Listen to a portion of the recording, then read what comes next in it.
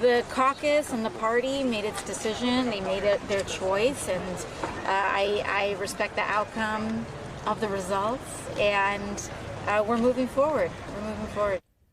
Today, Democratic Congressman Gerry Connolly of Virginia was elected by his caucus to be the ranking member of the House Oversight Committee. That's the highest ranking member of the minority party, the Democrats. Connolly, who is 74 and was just diagnosed with esophageal cancer, beat back a challenge from 35-year-old progressive Alexandria Ocasio-Cortez amid calls for a new generation of leadership in the Democratic Party. As Democrat Don Beyer of Virginia, a Connolly ally, put it, quote, Gerry's a young 74, cancer notwithstanding.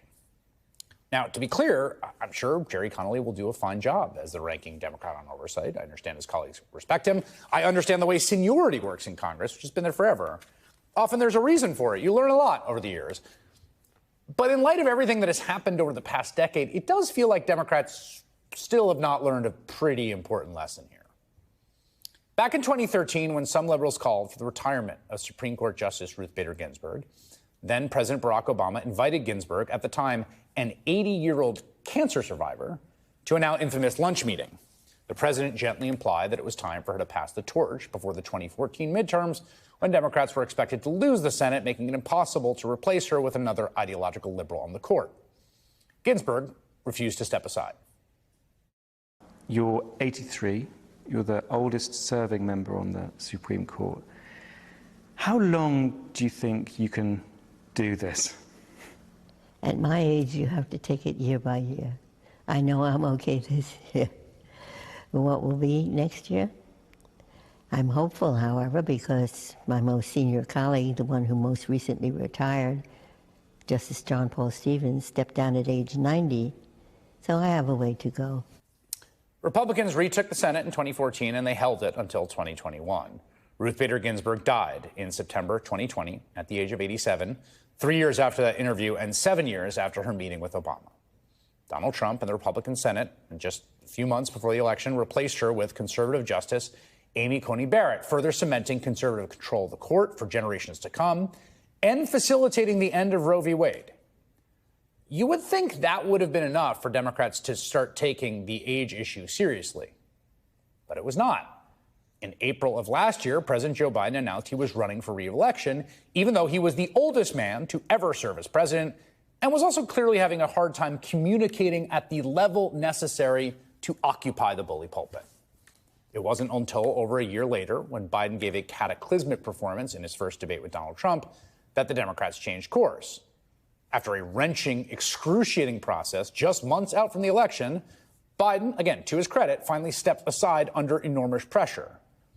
But he clearly didn't do so under the conditions, we can say in retrospect, that would have been best for Democrats to run a winning campaign.